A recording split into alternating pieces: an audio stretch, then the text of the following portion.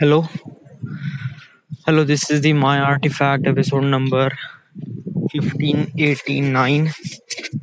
आजची तारीख आहे 23 जून 2019. आता वाजले रात्रीचे 12 वाजून 1 मिनिट.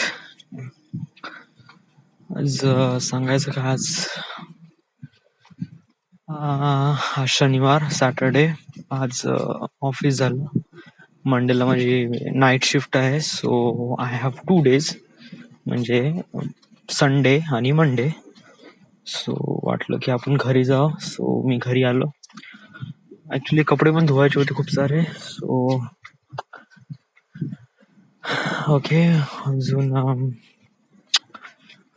अजून चांगलं काय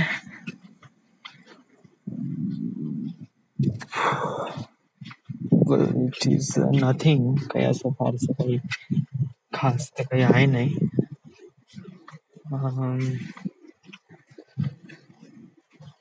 उद्या जाऊ मित्रासोबत थोडंसं भेटू वगैरे. आणि हो, आता मी खूप जास्त भात खाल्ला. बहुत जास्त फुल कुकर भर भात खाल्ला. तर माझं पोट फुल टाईट आहे. So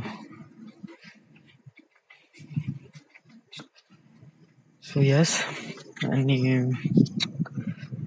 everything is fine, is good. So this is the end. This is the my artifact. Actually बंद करू वाटून राहिला artifact episode. I don't know why. सांगण्यासाठी काही आहे नाही, बट ते थंड हवेमध्ये बहुत जबरदस्त वाटून राहिलाय. म्हणजे इट फील्स रिअली गुड. या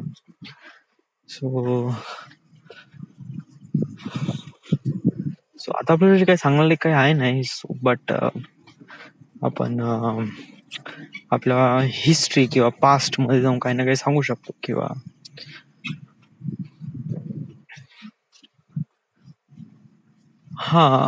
वेल, एक पिक्चर पाहत होतो मी आता. To all the boys I love before. Okay, एवढा मोठं पिक्चरचं नाव आहे. ओके, एक रोमॅन्टिक पिक्चर वगैरे आहे बहुतेक. बहुतेक नाही आहे ऍक्च्युली.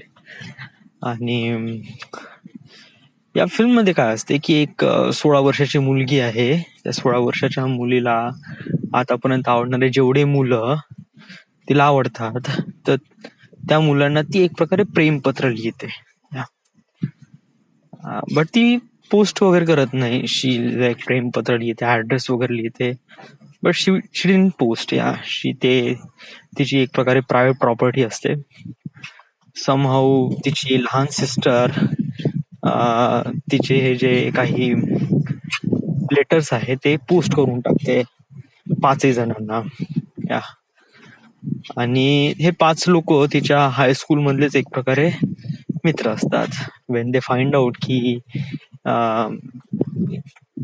या कॅरेक्टर जिचं नाव आहे लारा जीन, ही आपल्याला लाईक करते बा, तर सगळेजण तिला एक प्रकारे बोलण्याचा प्रयत्न करते वगैरे सांगते. याच्यावरच एक प्रकारे फिल्म आहे. आणि याच्यावर एक प्रकारे गुंडाळून बनलेली एक लव्ह स्टोरी आहे. सो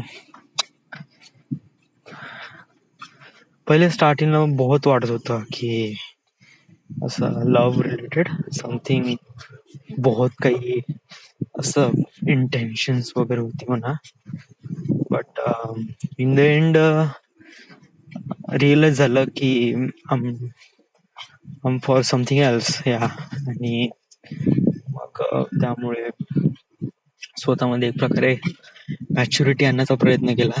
आणि काही ना काहीतरी असं शिकत बसलो जे समथिंग डिफरंट आहे. म्हणजे लोकांमध्ये असतात म्हणा फिलिंग्स वगैरे फॉर सम पर्सन. माझ्यामध्ये होतात फॉर एका पर्सन बद्दल. But now she is married and right now I don't have feelings for nobody. कोणाच बद्दल असं काही फारसं काही फिलिंग वगैरे काही आहे नाही. ओके.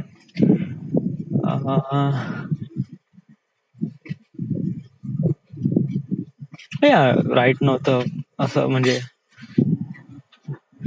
आता कसं वयाच्या या वयात आलाय ना, म्हणजे ऍट द एज ऑफ 25 किंवा 26, तेव्हा तुम्हाला एकच गोष्ट दिसते, बॉस, पैसा, या की जास्तीत जास्त पैसा कसा काय कमवायचा, बस.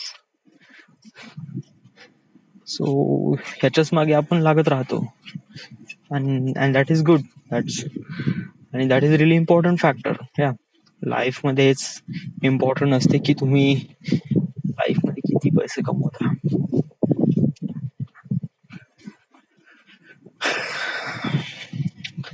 आणि इतक्यात मला हे एक प्रकारे UN बद्दल खूप जास्त हे येऊन राहिलंय. UN, United nation security council, त्याच्यानंतर सिक्युरिटी काउन्सिल मेंबर्स, त्याच्यानंतर फैसले, अँड देन पॉलिटिक्स.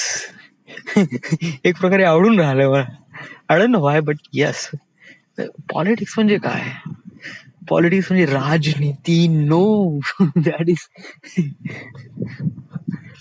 राजनीति किसके साथ? पॉलिटिक्स म्हणजे काय असते की आय हेट पॉलिटिक्स वगैरे असं म्हणतात वगैरे, बट ऍक्च्युली लोकांना माहित नाही का पॉलिटिक्स म्हणजे असते काय, त्याचा मेमो काय असतो, त्याचा फॅक्टर काय असते, त्याचं इम्पॉर्टन्स काय असतं. पॉलिटिक्स म्हणजे आपण दुसऱ्या व्यक्तीला हर्ट करतो. आता हर्ट करतो म्हणजे काय?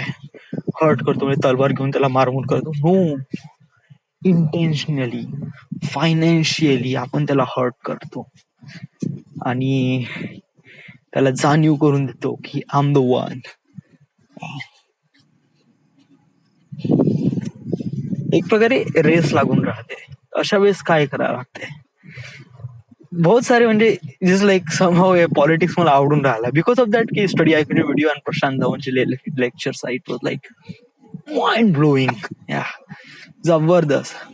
असं असं ज्ञानचा भंडार असं डोक्यामध्ये उतरवून टाकते ना, असं झर झर झर झर झर झर की असं एकदम अरे बापरे साला असं फील होते लिटरली. खरंच आता सांगू, स्टडी ऐकूचे व्हिडिओ बघणारे किती सारे लोक आहे जे ते लोक यासाठी व्हिडिओ बघतात बिकॉज ऑफ दॅट की ते लोक UPSC साठी प्रिपेअर करतात.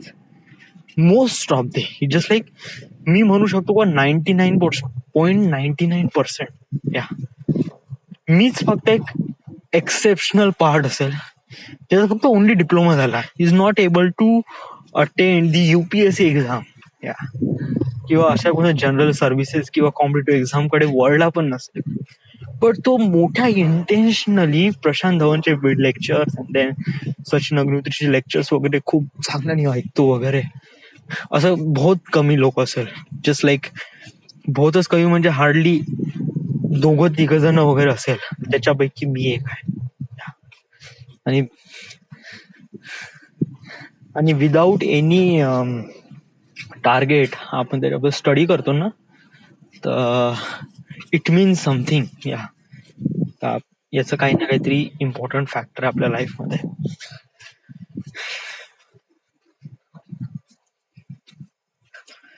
बट जेव्हा मी अशी खूप दूरचे स्वप्न पाहतो, UN आणि हे ते, आणि मग मी एकदम खाली पाहतो, मी माझी लायकी पाहतो, अरे बाप तू है किधर और तू सोच क्या रहा है भाई.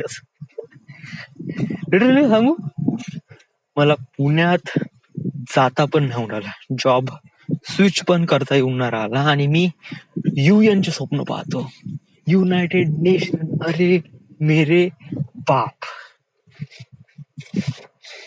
युनायटेड नेशन म्हणजे अति. म्हणजे तू स्वतःला अति समजत, म्हणजे याच्या पलीकडे कोणी अति कोणाला समजतच नसेल, म्हणजे इतका कॉन्फिडन्स, इतकं म्हणजे अरे मेरे बाप.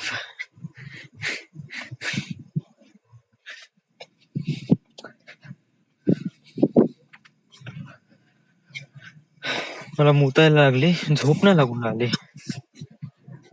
मुतून घेतो, बाहेर गेलो नाही, so it feels not good. So right now this is the my artifact episode number 1589. Right now we are at Maharashtra.